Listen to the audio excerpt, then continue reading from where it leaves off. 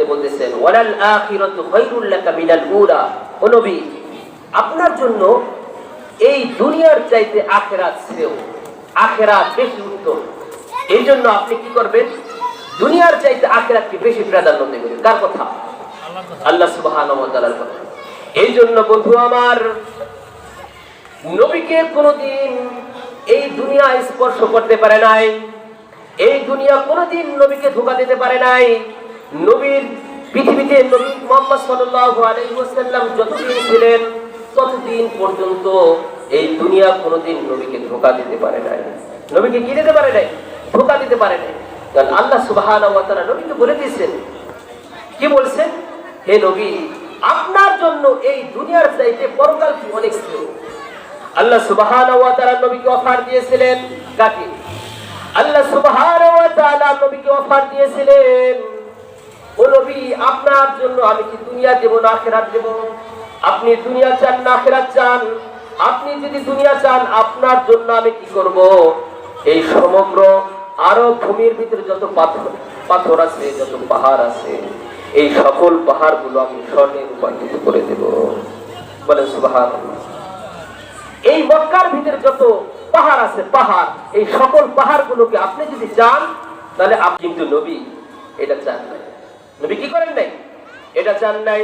সূরা তাকাসুরের ব্যাখ্যায় নবী বলেন, আলহাকুমুত তাকাসুর হাত্তা যুরতুমুল মাকাবির, আলহাকুমুত তাকাসুর হাত্তা যুরতুমুল মাকাবির। আলহাকুমুত তাকাসুর, তোমাদেরকে পরকাল থেকে এই দুনিয়ার প্রাচুর্য, এই দুনিয়ার ধন সম্পদ তোমাদেরকে পরকাল থেকে গাফেল করে রাখছে। তোমাদেরকে পরকাল থেকে এই দুনিয়ার ধন সম্পদ গাফেল করে রাখছে। তোমাদেরকে পরকাল ভুলিয়ে রাখছে। এই দুনিয়ার নাজ নেয়ামত, দুনিয়ার অর্থ, দুনিয়ার ব্যাংক ব্যালেন্স, দুনিয়ার টাকা পয়সা, এইগুলো তোমাদেরকে পরকাল থেকে গাফেল করে রেখেছে। এমন ভাবে তোমাদেরকে গাফেল করে রেখেছে যে তোমাদের সামনে আজরাইল এসে উপস্থিত। অর্থাৎ হাত্তা যুরতুমুল মাকাবির, তোমরা কবরের সামনে উপনীত, কবরের কাছে পৌঁছে গেছো। এই সময় পর্যন্ত তোমরা দুনিয়া নিয়ে ব্যস্ত হয়ে গেছো, দুনিয়ায় মহাসক্ত হয়ে গেছো, দুনিয়ার পাগল পারা হয়ে গেছো। কিন্তু তোমাদের জন্য এটা কি নয়, ঠিক ছিল না। তোমাদের জন্য পরকালই শ্রেয়, তোমাদের জন্য পরকালই উত্তম। সে পরকালকে না গ্রহণ করে তোমরা দুনিয়াকে গ্রহণ করেছো, এটা তোমাদের জন্য বড় ক্ষতির কারণ। এটা তোমাদের জন্য কি বড় ক্ষতির কারণ। নবী আমার এই সূরার তাফসীরের ব্যাখ্যায়, নবী আমার এই সূরার ব্যাখ্যায় এই হাদিস নবী আমার বলেন, ইয়াকুলু ইবনে আদম মালি লাকা মিন মালিকা ইল্লা মা আকালতা। ইয়াকুলু ইবনে আদম মালি লাকা মিন মালিকা ইল্লা আকালতা ফাআফনাইতা আও লাবিস্তা ফাআবলাইতা আও তাসাদ্দাকতা ফাআমজাইতা ওয়া মা সাওয়া যালিকা ফাযাহিবুন। বলেন সুবহানাল্লাহ। নবী আমার বলেন আদম সন্তান বলে আমার মাল আমার মাল, আদম সন্তান বলে আমার মাল আমার মাল। আরে সে তো মাল মাল বলে এরকম ভাবে চিৎকার করে, মাল মাল বলে এরকম অহংকার করে, বলে এটা আমার বাড়ি, এটা আমার জমি, এটা আমার গাড়ি, এটা আমার ব্যাংক, এটা আমার ব্যালেন্স, এই যে সব আমার, এই যে সে আমার আমার বলে, তার সম্পদ কত এটা জানোনি তোমরা? আদম সন্তান যে শুধু আমার সম্পদ বলে, তার সম্পদ কতটি এটা তোমরা জানোনি?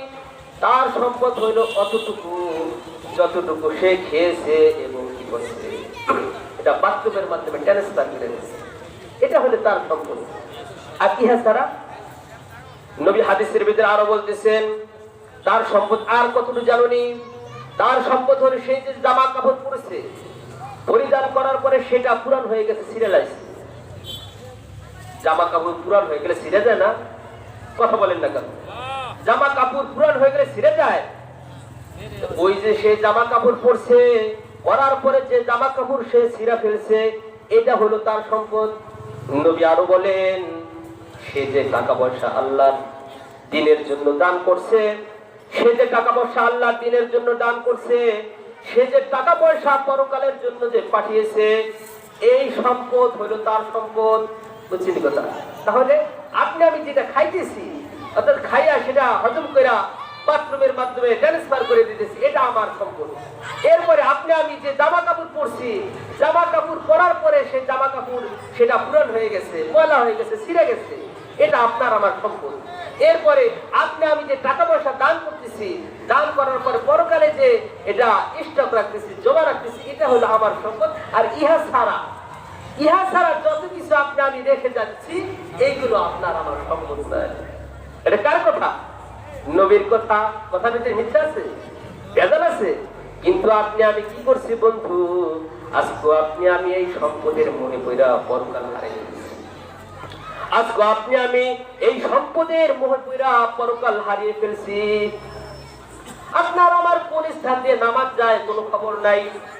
মুয়াজ্জিন আপনাকে আমাকে ডাকতেছে, মুয়াজ্জিন প্রতিদিন আপনাকে আমাকে ডাকতেছে।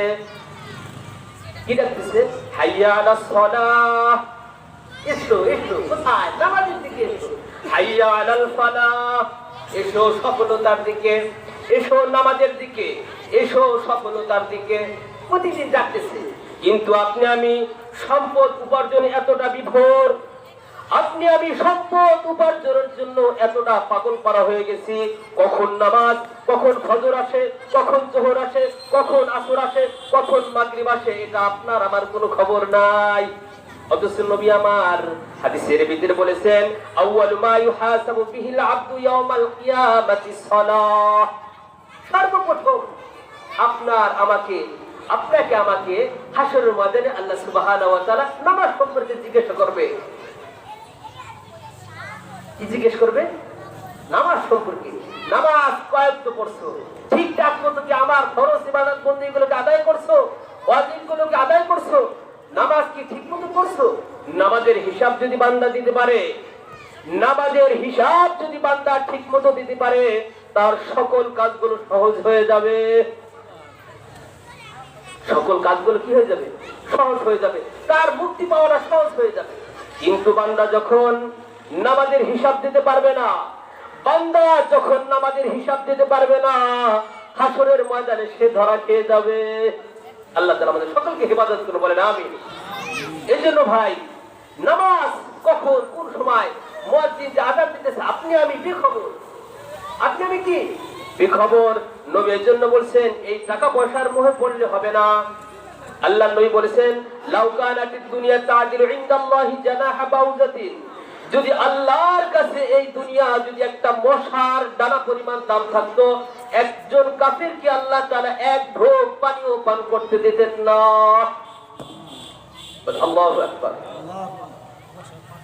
এই জন্য ভাই, কিসের পিছনে, কোন জিনিসের মোহে পড়া আল্লাহ তাআলাকে ভুলে গেছে? ওই যে আমার ছাত্র তিলাওয়াত করছে, ইয়া আইয়ুহাল ইনসানু মা গররাকা বিরাব্বিকাল কারীম। আমার ছাত্র যে সূরাটা তিলাওয়াত করছে, সূরার ভিতরে বলেছে, ইয়া আইয়ুহাল ইনসানু মা গররাকা বিরাব্বিকাল কারীম। হে মানুষ, তোমাকে যে রব এত সুন্দর করে বানাইলেন, তোমাকে যে রব এত সুন্দর আকৃতি দিয়ে বানাইলেন, এত সুন্দর অবয়ব দিলেন, এত সুন্দর আকৃতি দিলেন, এত সুন্দর নাক দিলেন, কপাল দিলেন, চোখ দিলেন, এত সুন্দর কোন জিনিসকে আল্লাহ তাআলা বানান নাই। আল্লাহ সুবহানাহু ওয়া তাআলা সূরা ৩ এর ভিতরে বলতেছেন, লাকাদ খালাকনাল ইনসানা ফি আহসানি তাকওয়িম। বলে সুবহানাল্লাহ। আল্লাহ সুবহানাহু ওয়া তাআলা এখানে চারটা জিনিসের শপথ খেয়েছেন। কয়টা জিনিসের? চারটা জিনিসের শপথ খেয়েছেন। চারটা জিনিসের শপথ খেয়ে আল্লাহ সুবহানাহু ওয়া তাআলা বলেছেন, ও আমার বান্দা, তুমি আমাকে কেন ভুলে গেলে? তোমাকে এই রব্বে কারীম থেকে কোন জিনিস তোমাকে গাফিল রাখবে? অথচ যে রব তোমাকে এত সুন্দর আকৃতি দিয়ে বানাইছেন, এত সুন্দর আকৃতি দিয়ে তোমাকে বানাইছেন, এত সুন্দর আকৃতি দিয়ে আল্লাহ সুবহানাহু ওয়া তাআলা পৃথিবীতে অন্য কোন জিনিসকে বানান নাই। সেই রবকে আপনি আমি কিসের নেশায়, কিসের মোহে পড়া সেই রবকে আপনি আমি আজ ভুলে গেলাম? চিন্তার বিষয়। এই জন্য নবীকে আল্লাহ সুবহানাহু ওয়া তাআলা বলেছেন, ওয়ালাল আখিরাতু খায়রুল লাকা মিনাল উলা। আল্লাহ সুবহানাহু ওয়া তাআলাকে এই জন্যই নবী সাল্লাল্লাহু আলাইহি ওয়াসাল্লামকে বলছেন আপনার জন্য এই দুনিয়ার চাইতে পরকাল শ্রেয়। এই জন্য হাদিসের কিতাব মন্থন করলে, হাদিসের কিতাব অধ্যয়ন করলে, তাফসীরের কিতাবগুলো অধ্যয়ন করলে জানা যায়, তাফসীরের কিতাবগুলো পাঠ করলে জানা যায়, দেখা যায় নবীকে কোনোদিন এই দুনিয়া স্পর্শ করতে পারে নাই। এই দুনিয়া নবীকে কোনোদিন কি করতে পারে নাই? স্পর্শ করতে পারে নাই। উম্মাহাতুল মুমিনিন হযরত আয়েশা সিদ্দিকা রাদিয়াল্লাহু তাআলা আনহা বলেন, আমাদের ঘরে এরকম হয়েছে 3 মাস চলে গেছে, 4 মাস চলে গেছে, আমাদের ঘরে চুলা জ্বলতো না। অথচ এই নবীকে সৃষ্টি করা না হলে সারা পৃথিবীকে আল্লাহ তাআলা সৃষ্টি করেছেন। অথচ এই নবীকে সৃষ্টি না করলে আল্লাহ সুবহানাহু ওয়া তাআলা কুল কায়নাত কিছুই সৃষ্টি করতেন না। সেই নবীর ঘরে 3 মাস পর্যন্ত তার চুলায় আগুন জ্বলতো না।